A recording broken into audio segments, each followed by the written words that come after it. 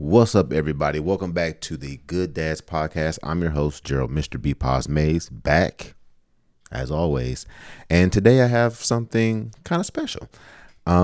Today I'm going to share with you a archive conversation that I did on the Yes We Fight podcast with my wife, with my two youngest kids. We actually got into a very detailed conversation about discipline. And the reason why I want to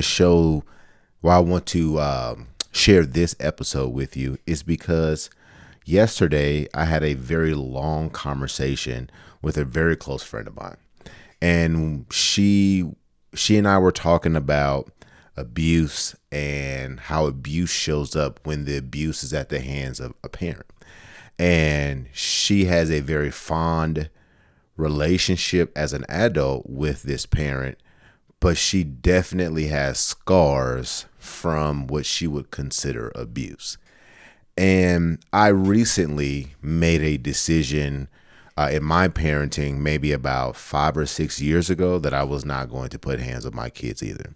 I don't think that it's practical. I don't think that it's useful in today's society or in any society, really. And I don't think that the people who say that they love you most should also be the people who cause pain and physical pain to you. I don't want to set that as a precedent to my sons as a means to show love, and I don't want to show the precipice to my daughters as a means of accepting love. So I felt that it was better for me as the father, as the dad of this household, to find other ways to discipline my kids and teach them the lessons without having to cause pain, hurt, fear, or damage my actual relationship that I have with them. So I'm going to turn this over to a great conversation that my kids have.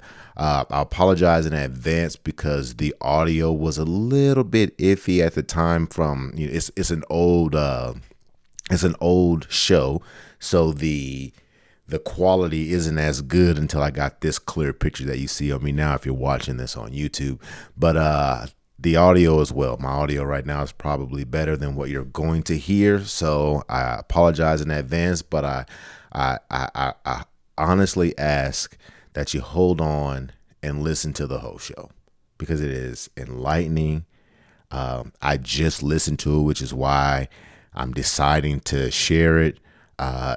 And it's empowering. And for me, because these are my kids and my words, it re-solidified, because this video is probably 2 years old. It re-solidified why I made this decision, seeing who they are now.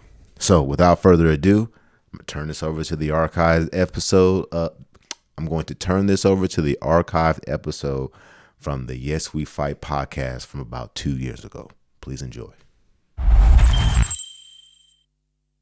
We're going to talk about a few things we're going to talk about as far as parenting and things like that. Like, I know as myself, me, Julia, we were really, really young kids when we had kids. And growing up in front of our kids has been kind of difficult. Just like, it's about as difficult as trying to get a 16-year-old and a 13-year-old not to stare at themselves on the camera and their faces. Right? It's about as difficult as that. And and it's just one of those things. So, but for you two, as you guys have been growing up, what have been some crucial things that you have noticed as far as how you've been parented and how it's improved or gotten worse? Be honest, it's all right. It's got better. I can't whoop you on the camera. It's gotten really better. Because it went from like getting in trouble and then coming home getting screamed at and whooped to getting a talk and actually helping you, not just you know. That's not the cap though. What? I don't know. When did you get whooped? You say you stopped because you improved, Dad. 7th grade. You got whooped in You 7th grade? stopped. I don't know. That's the last whooping? Yeah, I think so. When's your last whooping? No. You don't remember? You have no idea when your last No. butt whooping was. No. Your last butt whooping was in the 7th grade. She's in 11th grade, guys. How do you feel about whoopings? They're like not. I They're could like live without them. yeah. I don't think They're not. It's not. There's no reason. I to said have like whoopings. punishment, like Yeah, don't and that's hit me, not a bro. good punishment. Like Don't hit me, that's bro. not a good punishment. If I do something wrong, don't punish me for it. That's like gonna be like so heart wrenching. Exactly. Like 100 take squats. something. Oh yeah. 100 Like squats. yeah, like Don't you gotta, do it to me, like, though. Like learn something they don't want. Like Like that, one, I think that would be good. one that would be fun. Like not fun, Fun. but not fun, but like cool or cool. It's like Like have how them what learn was something on they don't there? want to learn. Just like have them like learn something hard. Like I don't know. Like tree do like tree. yeah, obviously had to like be- learn how to do 3,000 pull-ups. That All was right, exaggeration. so y'all know, understand how unrealistic that is, right? It was an What's the exaggeration. point? What's the point of so I can get behind no whooping, right? Mm-hmm. But what is the process? Like, why would you have to get whooped? Not following instructions. Right. Wait, what? So why would you have to get whooped in the first place? Like from a parent's perspective, like just follow me, right? Like we can get to the point where we shouldn't whoop kids, right? Mm-hmm. But what happens along the way to where you get a whooping, and what can you do to ensure that that doesn't happen while maybe I'm not explaining it correctly. Like, what are your steps to make sure that you don't, put yourself in that position? Or do you even think that it should even be that? It shouldn't even be an issue, or it shouldn't even be part of the equation? Like Whooping? Yeah. I don't think it should be a part of the equation. Why? Because most of the time, you don't do whooping. You don't think whoopings help? No, because then you just get mad. I get mad for whoopings. Nana's watching too. Hi, Nana. Hi, Nana. Yeah, I get mad after whoopings. I don't know. I'm like, no, you just hit me. like you just got so mad you punched me. Like I feel like I'm for real. Just got one. I'm like, bro, what just happened? No, I think it should. You think there's an age level for whoopings? Yeah, you think you should age out of whoopings, or do you think that I mean, no like, one should little catch an ass kids, whooping? little kids should be like corrected and all that stuff. But I don't think they should get like a real hit on, like a grown man. Like baby whoop. Maybe you pop your hand a little bit. Yeah, like does a that redirection? Like that? Yeah. Like a little redirection, but not like a full fledged. Like slapping that baby. Mom. No. So I'm asking, do you think that there's a place? I keep kicking everything. Do you think that there's a place? Do you think that there's a place to have any types of corporal punishment? Is what they call it. Do you think that there's a place for parents? But every time you hit the table, we're going to get some noise. But do you think that there's a place in parenting? So as you guys think about, if you have to be in charge of little kids, do you believe that a whooping at any stage is valid? None. No, be like a yeah, because like it can be like a little like mouth pop, but like if you whoop them, it's gonna start screaming and it's gonna make it a bigger problem. And how them might feel some type of way. Even like babies, they still feel some type of way, and you can't correct the baby on how they feel. Like, so they're just gonna sit in that. Like say that last one again. That last piece that you said, I think that was smart. Speak up. Babies, like they still have emotions and stuff. So like after you whoop them, they're gonna feel some type of way, and they're gonna sit down, and they're just gonna think about it by themselves and just sit in it.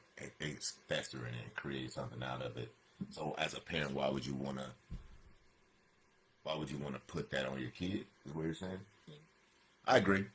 It took me a while to get to the understanding that I probably shouldn't put my hands on my children in that manner. Just because and I'll do a backstory so that you guys can hear it and anyone else who's reading. I grew up getting whooped, and you get whooped for the smallest of infractions. I remember getting popped upside the head for not being able to pull out a tree stump out the ground.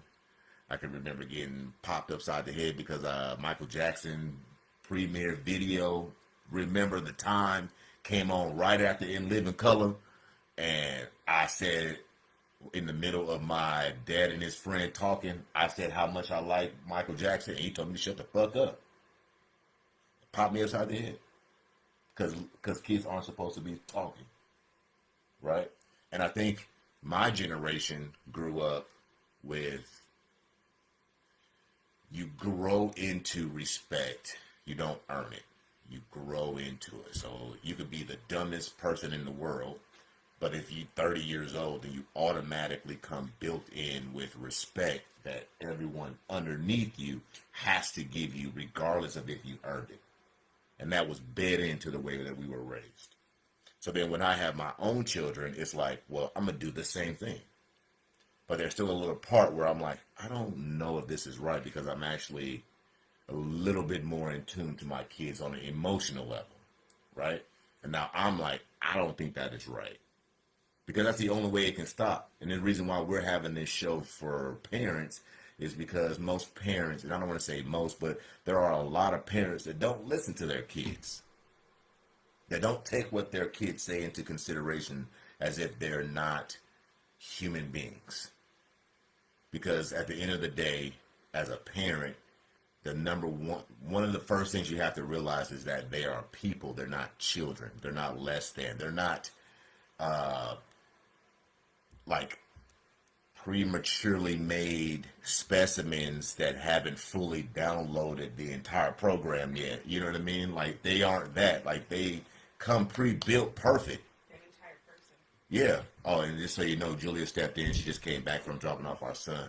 But they come pre-built perfect. And then once they come around grown-ups, you start to change them.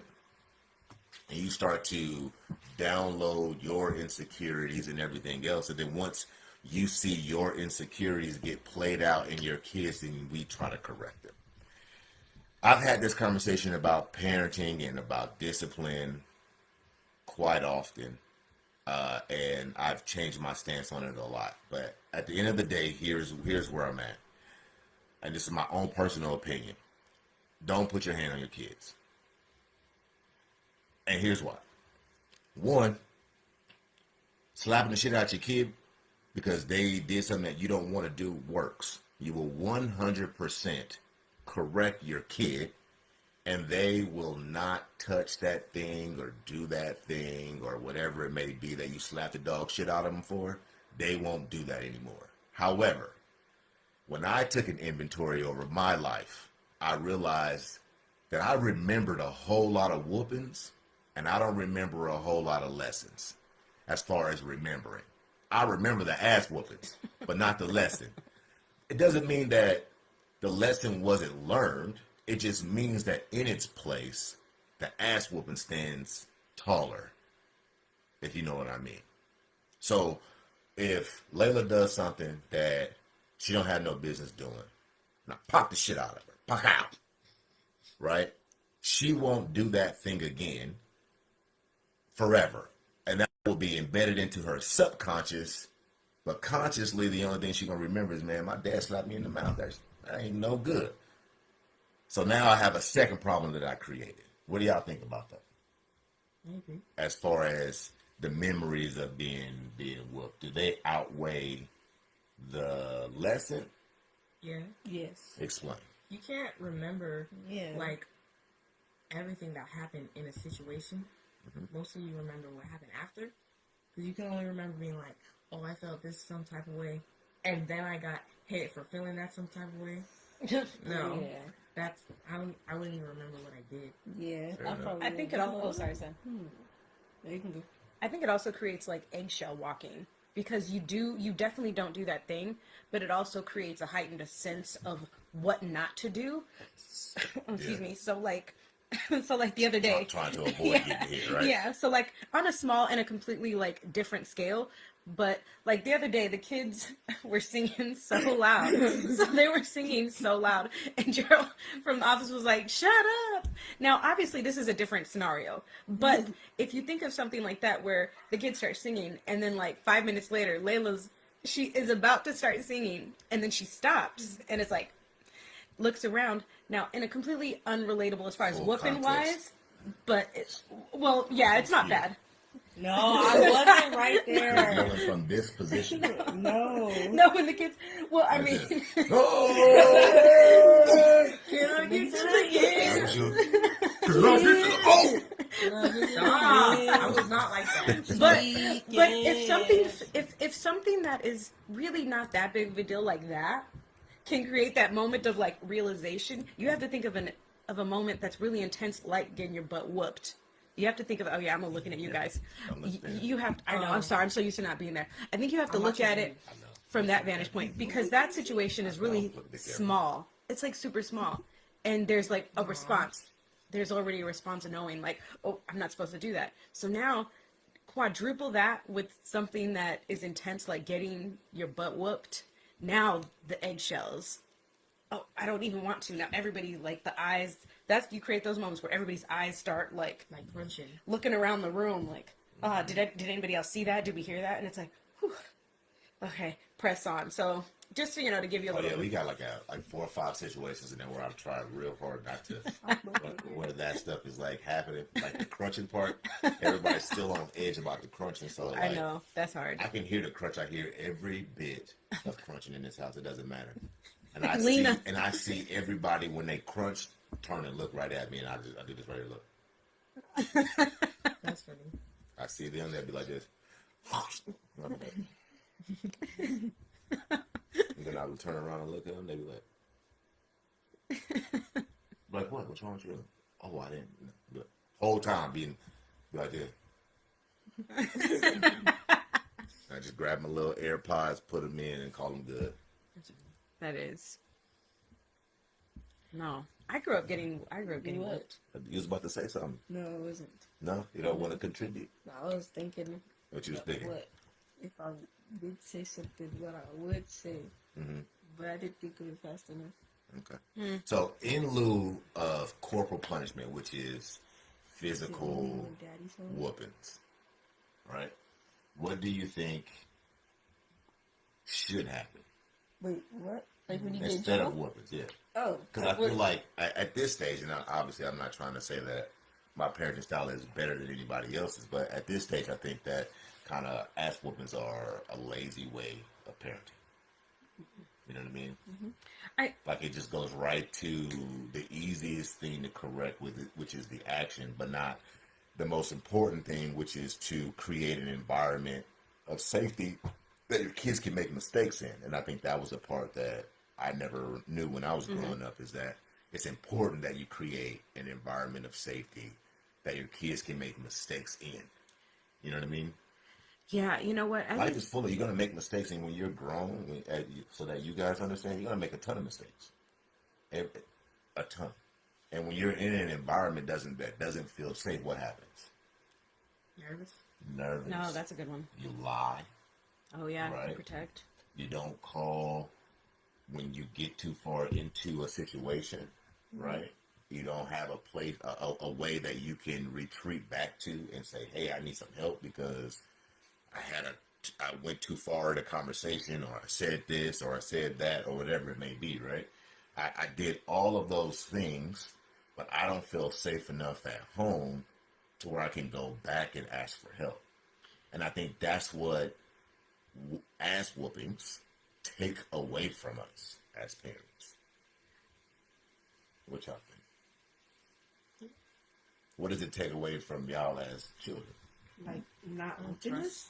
Like by whooping you, what does that take from you? Like outside of, the physical stuff and everything else. They just be hurting my feelings. Probably being like less scared. Yeah. Like you get scared of getting in trouble. Like the thought of it. Like now when you like actually like talk to us about it, it's more of like I'm not scared to go home. Yeah, I was gonna say the fear. Like I'm not like scared to go home, but it's more of like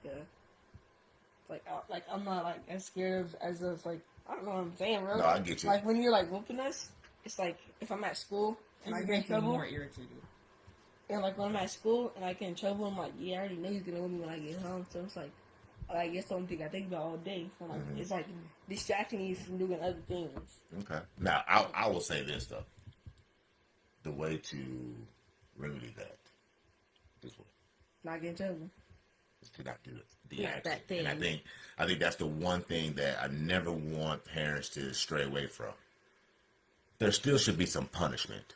There still should be some discipline. There still should be some correction. But your discipline and correction shouldn't induce fear. You know what I mean? No, I know. Like, you shouldn't be afraid. Like, deathly afraid. Like, you should be afraid of the consequences. Don't get me wrong. Yeah. You should be afraid that you're going to lose your things. You're going to, miss out on, things you might want to do. Yeah, on some things that you want to do. But you shouldn't feel like you're in danger. Yeah. Like my dad's going to kill me right now. Right. And, like, literally mean that. Right. Like, I don't necessarily know what's going to happen. So I have something that kind of, it doesn't challenge what you believe, it doesn't necessarily challenge, like, not whooping, but it does bring up why not physically whooping our children right at this particular time is difficult, especially and I feel like 100% that I can speak for this, just so everybody knows, like, especially in the Black and Hispanic communities. The respect is extremely huge. Mm-hmm. You greet everybody. You come in, you say hello to everybody. There is a hierarchy, so to speak, of the family members, going to great grandma, or like Gerald's mama, papa, mine is nana and papa, like that type of thing. Like, in Black and Hispanic communities, respect is extremely valued. And when you bring in both communities that are cultures that are, for the most part, very religious, now you have spare the rod, spoil the child. So now you have all these different things. No, I know, but what I'm saying is those are deeply ingrained in both of those communities. And there is a belief that, exactly. Well, that's what I'm saying. There's a belief. So challenging that makes you feel like, us saying we're not going to whoop our kids is almost like challenging not just cultures, but like religious beliefs deeply. Whooping is a culture. Is a community, not just like a culture. Spare the rod, spoil the child. Now, that is interpreted very wrong. Very wrong. Oh, now see that I think that statement's going to start a lot, because, like I said, because you do not hit your sheep with your rod. What's a rod? You ever see a shepherd? It's just a stick. Yeah. You see the shepherd with the little hook horn on it? Yeah. That's to guide your sheep so they don't stray. If you beat one of those sheep, guess what happens? They'll run away. Exactly. You beat one of them sheep, they scatter. But we have been taught that if you don't whoop, then you spoil the kid. Right. Then you're just gonna run amok. But you know what I mean? But that's a big one. Like, right now, us not whooping our kids or communicating with our children in the way that we do, to a lot of, let's say, peers or friends, like friends within our age group, especially Black and Hispanic, again, it's a visual. It's like, that is a really uncommon thing. It's like, wow, you really communicate with your kids. Even like Layla's friends, like when I talk to them.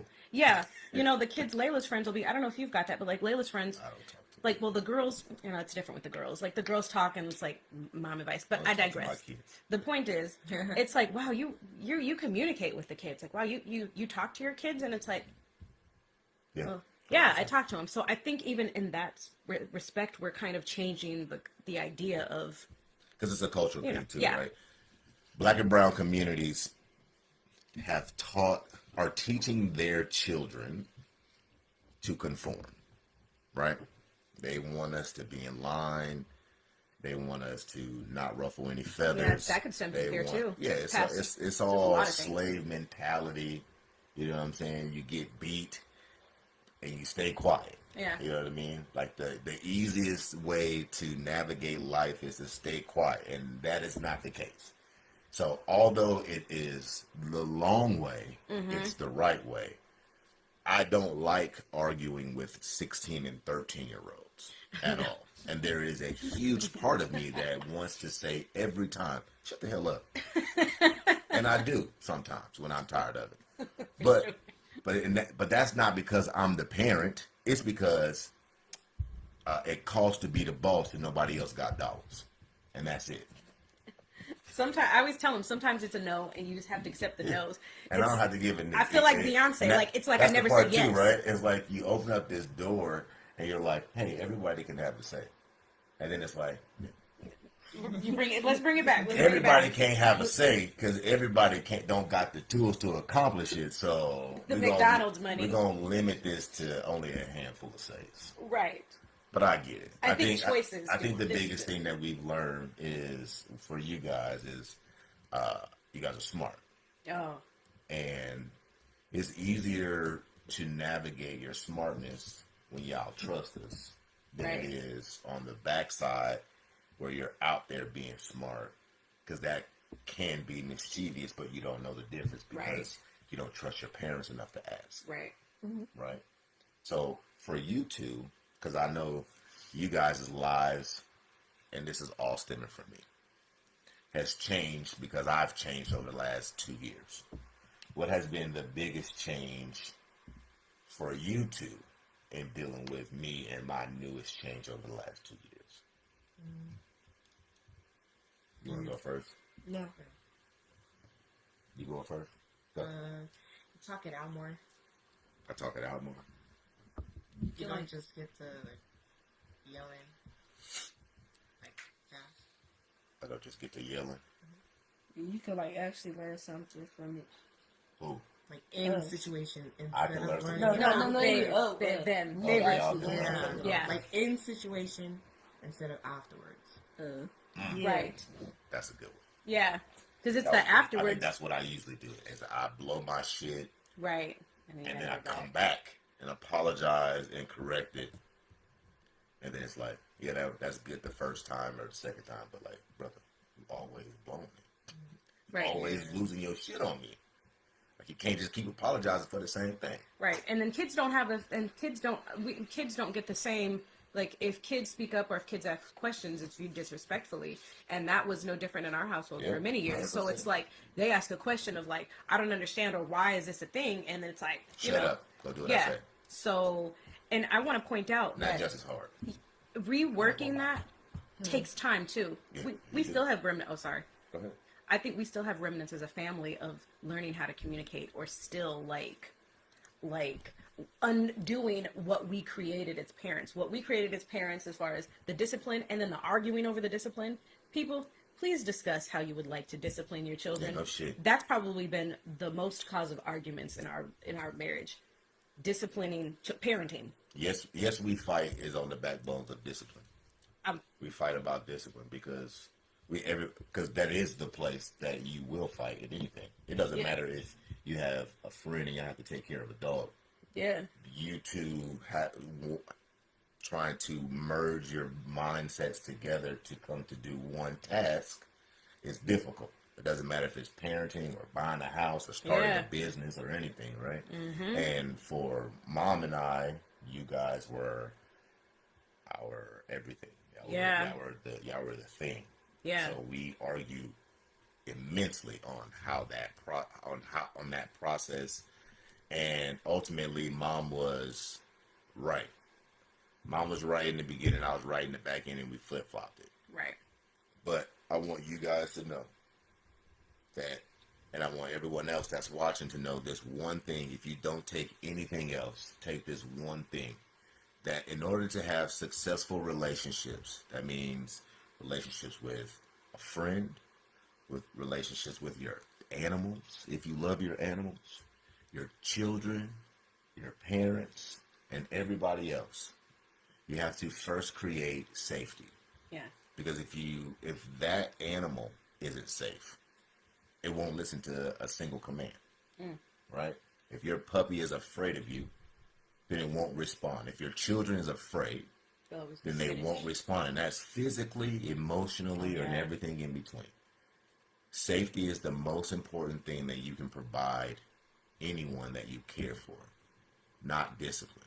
What I thought as a parent was they already had something I never had, which is a stable household. I've been on my own since I was about, 13, ripping and running. You know, not because of my parents, but just because my parents never stood in the way of me doing whatever I wanted to do, and I kind of just ran the street. You know, I left my mom's house early, and my pops wasn't a really hands-on dad, so I was just out in the street since 13. And I figured that since we were together and they had everything that I never had, right, that they already had a leg up. But they don't know nothing about my life. Nothing. They only have their experience, their lives. And my life don't have anything to do with theirs. And I legit tried to create something so that my life never had to bleed into theirs. But yet I keep reminding them every single time that they don't do what they're supposed to do. I wish I had what I had to go through. And how appreciative I would have been had someone did what I did for them for me. Right. And that don't mean a damn thing, because they live their own lives in the world that Julie and I have created for them. They don't have to hoof it. They don't have to struggle, because they have to hoof it and struggle in a different way that I never had to hoof it and struggle. So why not create a safe space so that they can dictate that, and that they can have that conversation, so that they can bring you into the difficulties of their world. I was able yesterday to listen in on her have a very dope conversation and watch the process of her having to have a conversation with one of her best friends. And it was dope. I didn't have to say anything, and I can hear her walk through the process. I can see her go through that process and take care about it and handle it. And I was able to be a part of it, to where in the past I may not have gotten that chance. I'd have heard about it on the backside. Right. So it's very, very, it's definitely been life-changing for me to keep my hands to myself, and also my initial emotions and reactions to myself as well, so that I don't start things with these bursts of emotions that negate the lesson. Gerald did something yesterday, and I had to remove him from the situation so that I didn't uppercut him upside the head. That's funny. And then I went over there and I talked to him. Just talk. I didn't yell. I wanted to. And you were I talking almost did intensely 3 or 4 times. But I tried to talk and give him the space to ask questions. How did that go for you?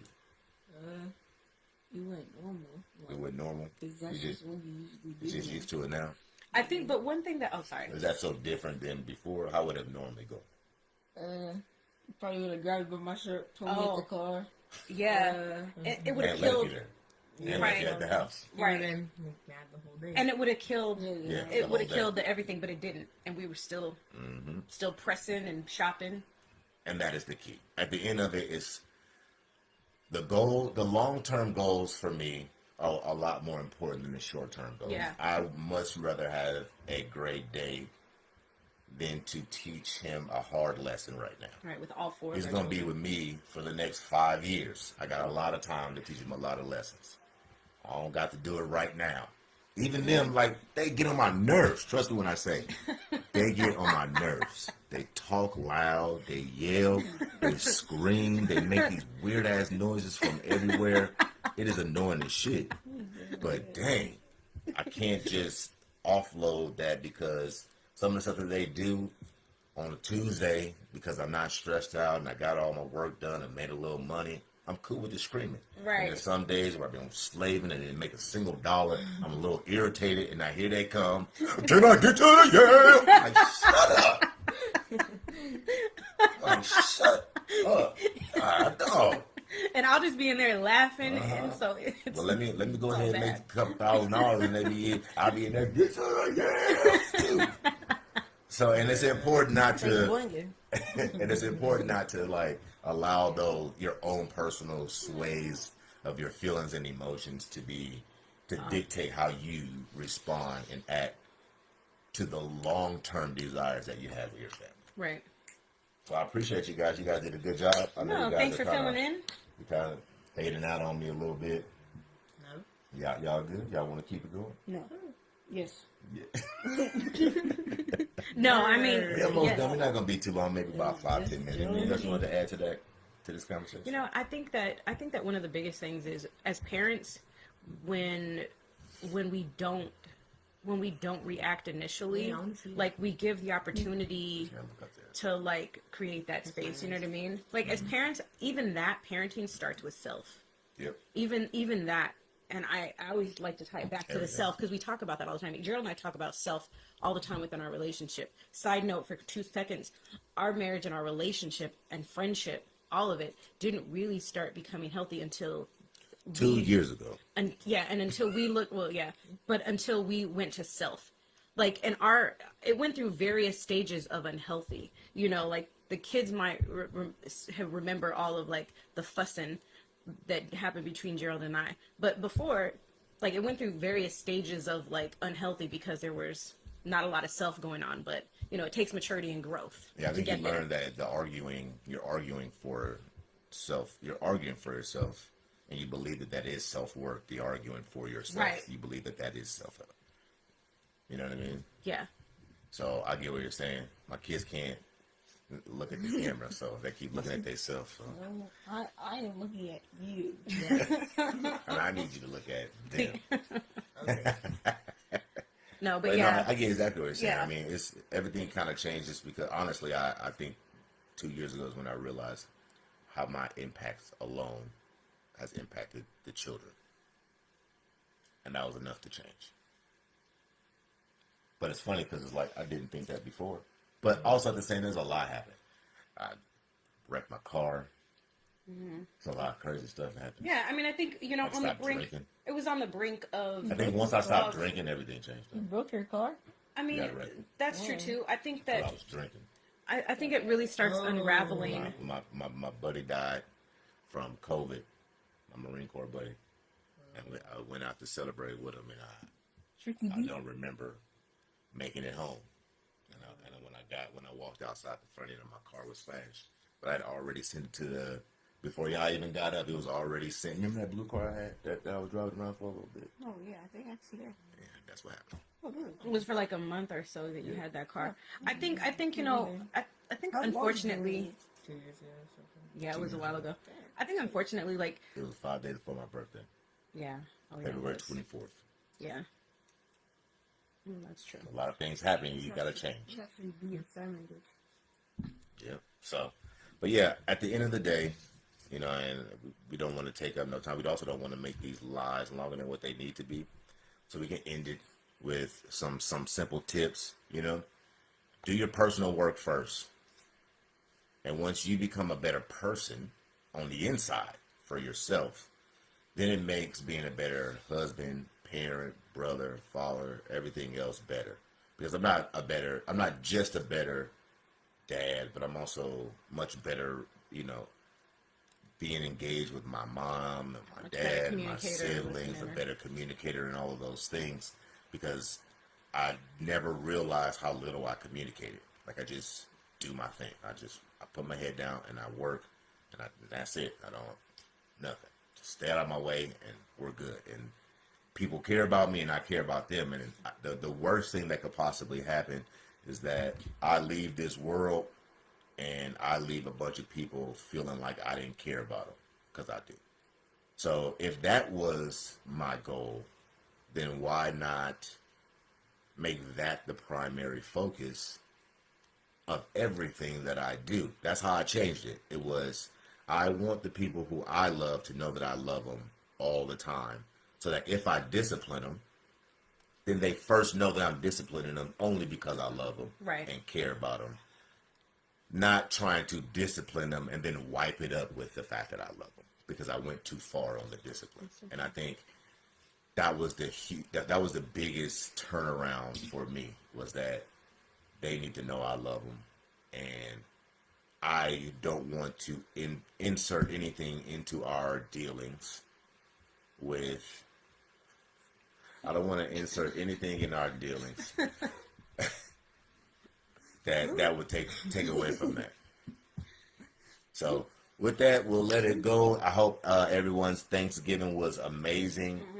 That you were able to spend time with family and friends. Show those that you care about them, and possibly even got you some good stuff on Black Friday. You know, go to Best Buy. No, thank you. Everyone else, At the start of the year, you said that we should. I said we should have to go. Nah, I agree. That is not a commitment. So everyone, thank you for joining us this Saturday morning on the Yes We Fight. Thank you to Layla and Gerald, Yep, two thank you for of my stepping top in. 4 kids of all time. And guess what? There's only 4 kids on that list. The all-time list is only 4 kids. So, Right. and they're 2 of the 4. Exactly. And everyone, take care. Say bye, everybody. Bye. Bye. Wait a minute. So I'm 13. You're 16. Amaya is how? 18? 18. And Dominic's 20. So does that mean that there's a secret child that's 14 years old? What? Because you guys, sorry, this is your guys' fault because you didn't keep the line here. You should have been born in 2008. Yes, Yeah. I should be 14. It's your guys' fault.